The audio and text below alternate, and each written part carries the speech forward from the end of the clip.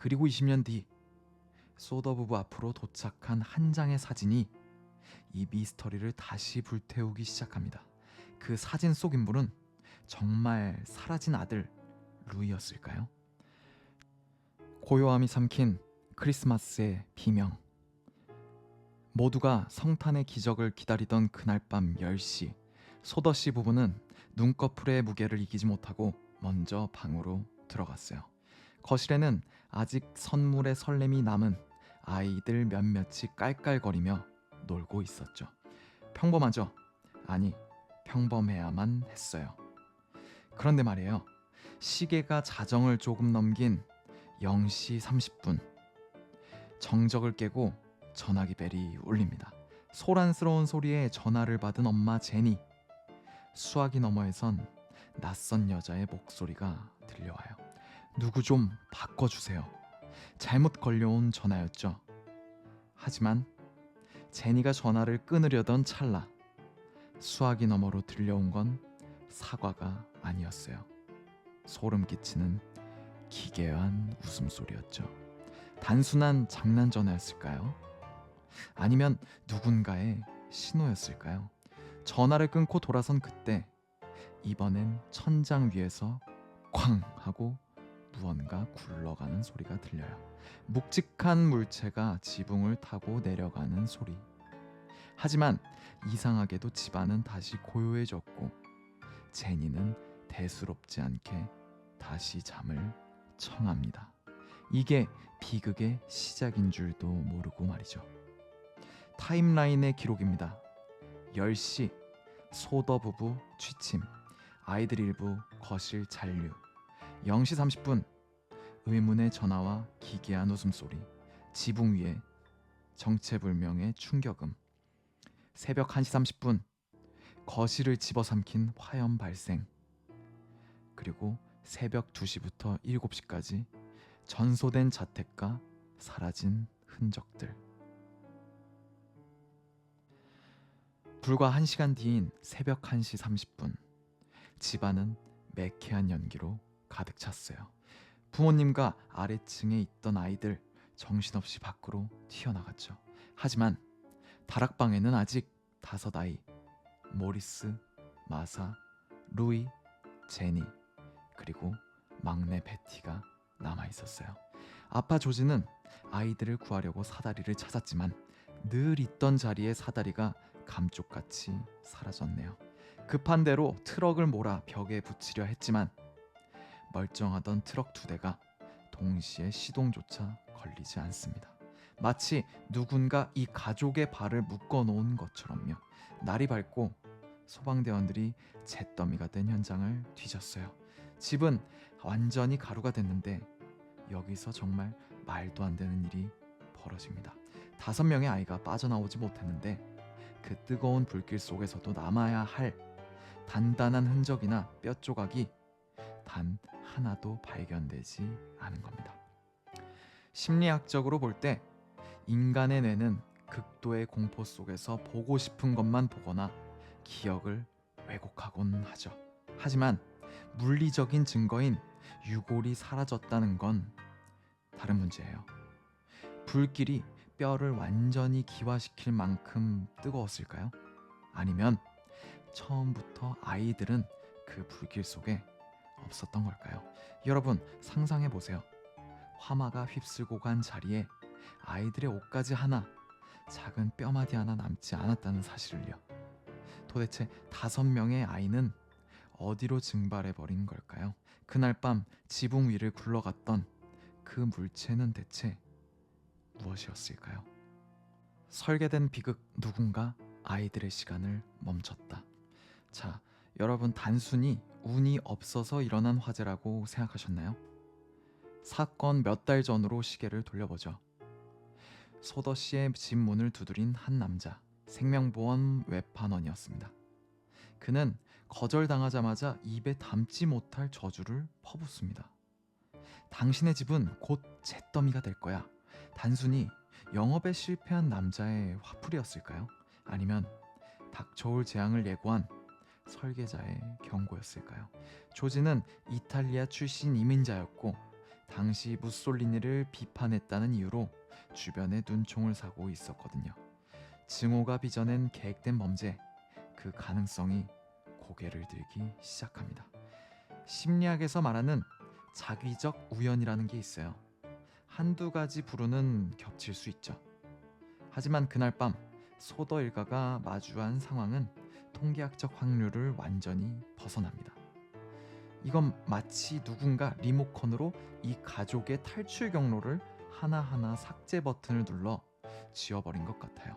범인은 불을 지르는 것보다 구조할 수 없는 환경을 만드는데 더 공을 들였습니다. 화마가 아이들을 집어삼키려 할 때 아빠 조지는 미친 듯이 마당을 뛰었습니다. 다락방 창가에서 울부짖는 아이들을 위해 늘 세워두던 사다리를 찾았죠. 그런데 있어야 할 자리에 사다리가 없어요. 한참 뒤에 어디서 발견됐는지 아세요? 집에서 20m나 떨어진 도랑 아래 처박혀 있었죠. 조지는 포기하지 않았습니다. 마당에 세워둔 대형 트럭 2대를 벽에 붙여서 아이들을 뛰어내리게 하려 했죠. 어제까지 멀쩡하게 굴러가던 차들이에요. 그런데 이번엔 어땠을까요? 2대 모두 약속이라도 한 듯 시동이 걸리지 않습니다.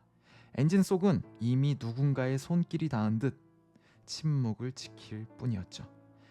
다급해진 가족들이 이웃집으로 달려가 소방서에 전화를 걸려 했지만 전화선마저 이미 끊어져 있었습니다.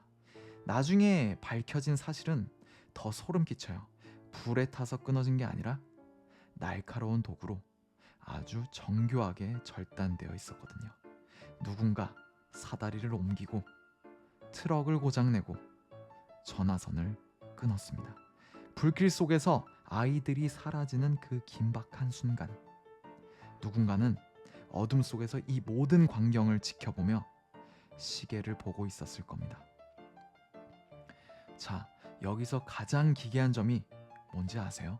아이들의 흔적은 발견되지 않았는데 범인의 발자국조차 남지 않았다는 거예요. 그들은 아이들을 데려간 걸까요? 아니면 그저 죽어가는 과정을 즐긴 걸까요? 그리고 20년 뒤 소더 부부 앞으로 도착한 한 장의 사진이 이 미스터리를 다시 불태우기 시작합니다. 그 사진 속 인물은 정말 사라진 아들 루이였을까요? 잿더미가 뱉어낸 거짓말과 23년 만의 생존 신고. 현장을 조사하던 소방국은 고개를 가로저으며 아주 무책임한 결론을 내립니다. 불이 너무 뜨거워서 뼈까지 다 타버린 거예요. 라고요. 과연 그럴까요? 상식의 틀을 조금만 비틀어 보죠. 그날 소더 씨네 집 부엌에 있던 가전제품들, 심지어 얇은 냄비와 철제 도구들도 형태가 그대로 남아 있었어요. 사람의 뼈는 주방 가구보다, 주방 기구보다 훨씬 강한 내열성을 가집니다. 약 1000도씨 이상의 고온에서 몇 시간을 태워도 결정적인 흔적을 남기기 마련이죠. 그런데 5아이의 유해만, 오직 생물학적 흔적만 마치 공기 중으로 증발하듯 사라졌다. 불길이 아이들을 삼킨 게 아니라 누군가 불길이 번지기 전에 아이들을 수거해 간 건 아닐까요?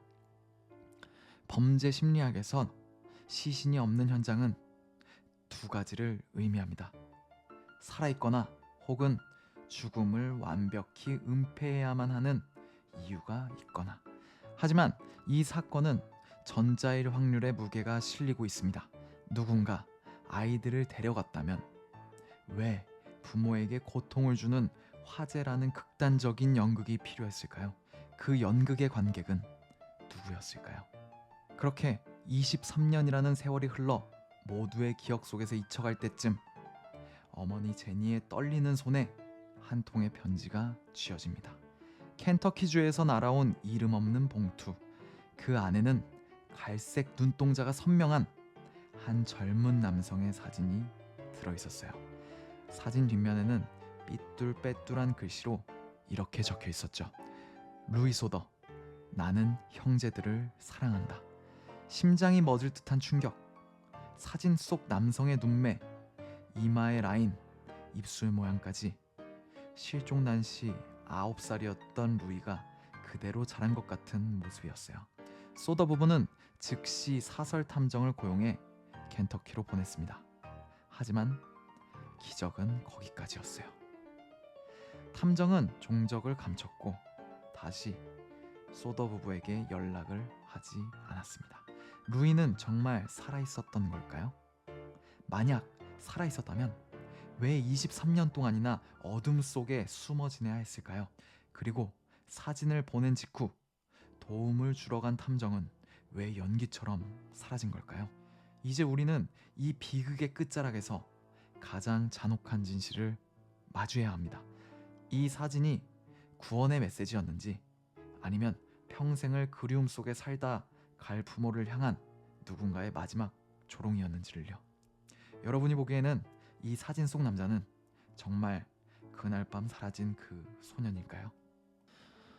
멈춰버린 대형 표지판, 그리고 끝나지 않은 질문.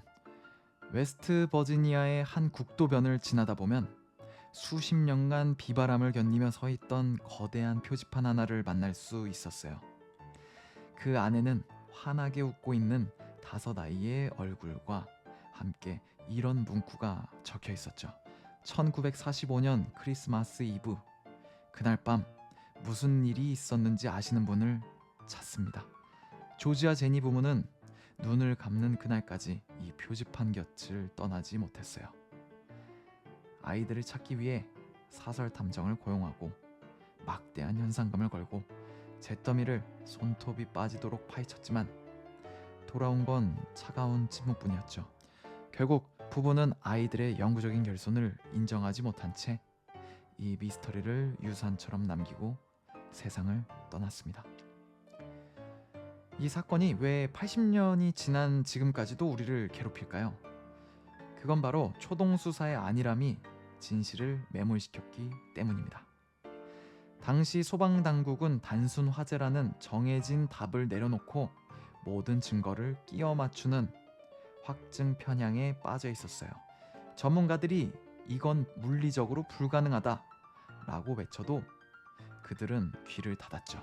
만약 그날 밤 잘려나간 전화선과 사라진 사다리에 조금만 더 주목을 했다면 어쩌면 우리는 지금쯤 중년이 된 5남매의 웃음소리를 듣고 있었을지도 모릅니다. 제 눈에 비친 그날의 진실은 이렇습니다. 범인은 아이들의 생명을 빼앗으려 불을 지른 게 아니고 화재는 부모의 발을 묶고 시선을 돌리기 위한 가장 완벽하고 잔혹한 미끼였던 것이죠. 사다리를 치우고 트럭의 엔진을 무력화시킨 그 치밀한 설계, 이건 누군가 아이들을 안전하게 가로채기 위해 만든 연극이었어요. 불길이 치솟는 동안 아이들은 뒷문이나 지붕을 통해 어둠 속으로 조용히 옮겨졌을 가능성이 가장 큽니다.